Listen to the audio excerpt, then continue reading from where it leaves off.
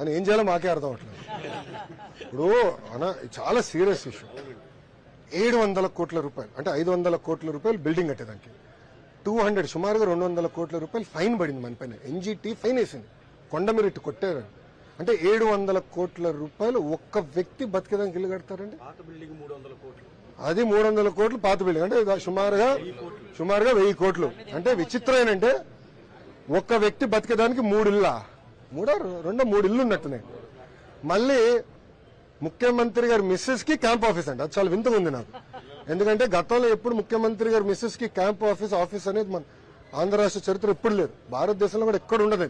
ముఖ్యమంత్రి మిస్సెస్ కి ఒక క్యాంప్ ఆఫీస్, మళ్ళీ ముఖ్యమంత్రి గారికి ఆఫీస్. అది ఆఫీస్ అంటే చాలా అండర్ స్టేట్మెంట్. అది ప్యాలెస్.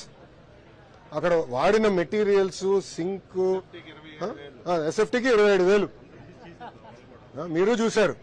మళ్ళీ దాని తర్వాత సెక్యూరిటీ సిబ్బంది అంటే మళ్ళీ ఆయనకి 1000 మంది ఇష్టం. 1000 మంది చుట్టూ ఉంటేనే ఆయన బయటకు అడుగు పెడతారు.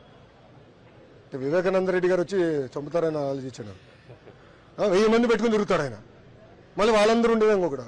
ఇప్పుడు దేనికి వాడాలో మాకే అర్థం అవట్లేదు. చాలా సీరియస్ ఇష్యూ అది. అది కూడా ప్రజలకు ఓపెన్ చేయాలనేది ఆలోచనలో ఉన్నాం.